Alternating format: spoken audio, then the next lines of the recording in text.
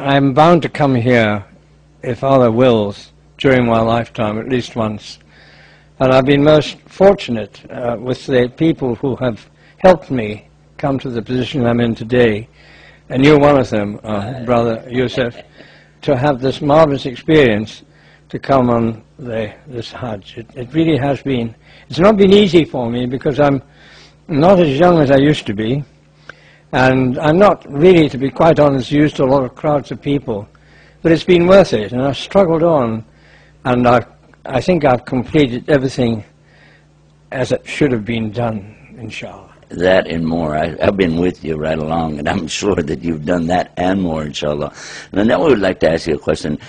Through your life, now you're 85 years old, mashallah, and this is, many people never attain that age. But in your experience, could you give us a little background, some of the places you've been, things you've done? Well, I was born in Scotland a long time ago. I have a middle-class family. My father's a doctor, but they were overseas in Nigeria, and he was overseas, and I didn't really see much of him, so I grew up with Scottish Presbyterian Christian relatives, and they gave me the background of believing in God and worshipping Him. And then complications came on in that scheme later on. I went to a Roman Catholic school, and I was confused and never really adjusted too well to what was then a sort of new religion to me. And then after the 5 years in the Air Force during the war, I went to... Now, which war would this be? The Second World War, yeah, Second World War, sorry. 1940s? Yeah, the 39 to 46, I think it's finished at 45. After that, I managed to obtain a job with a large company in the Red Sea based in Aden, and spent a year in London learning the business, and went out there. And that was when I first came into contact with people of the Muslim faith, mostly Arabian. Oh, so you're not a newcomer to meeting Muslims? No, I worked with them. We worked with all kinds of people there of different faiths, but I learned something about the Quran then and the Islam at that time, which would be about 1949 to 1952 when I was there. And then after that I came back to Britain for a short time because my contract wasn't renewed there. I liked to have stayed there, but in many ways Allah was looking kindly on me because a lot of my friends didn't survive the sort of break-up of the colonial days in the British colony to what is now, and it's had a troublesome background.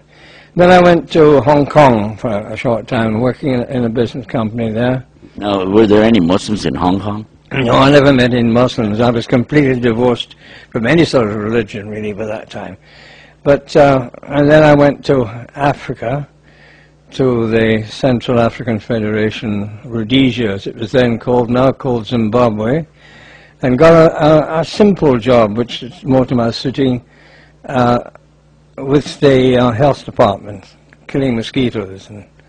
You were a mosquito killer. I was a mosquito killer and killing and dealing with the problem of schistosomiasis. That's a difficult word to pronounce, bilharzia, which can be caught from going into rivers. So I worked for them for a while, and then the Federation broke up. It's a long story, we haven't got time for that. And I transferred across to the veterinary department and worked in tsetse fly control very successfully, until I took and then the war years come on. I wasn't involved in any religious experience at that time. And eventually I got back to Britain, but then went back to Africa again. But in the circumstances in Zimbabwe today, I came back to London about 5 years ago. I see. So now you're not a fly killer anymore? Not a fly killer. Just on an individual basis. That's very true. But then I thought to myself, look, you're getting on in age now. Now, you always believed in God, but you haven't been praying to Him or worshipping Him for years. So it's about time you got down and did something about it. Now, nobody forced me, but I always had a feeling that that Jesus was only a prophet, one of Allah's prophets, and I thought that the Muslim religion was the only one for us. So on the 10th of June 2008, and it's been the best thing I've done. In your whole life, now you're talking about through your whole life. What does this stand out as the most? I think it must be. Yes, it is. Certainly the most rewarding, and to be speaking to you today in this place, it's almost miraculous. It is for me as well. I have to tell you that ordinarily when we have guests, I don't like to interrupt them, but I have to tell you something. The minute I met you, I was so happy to make your acquaintance, and I prayed that Allah would let us be together.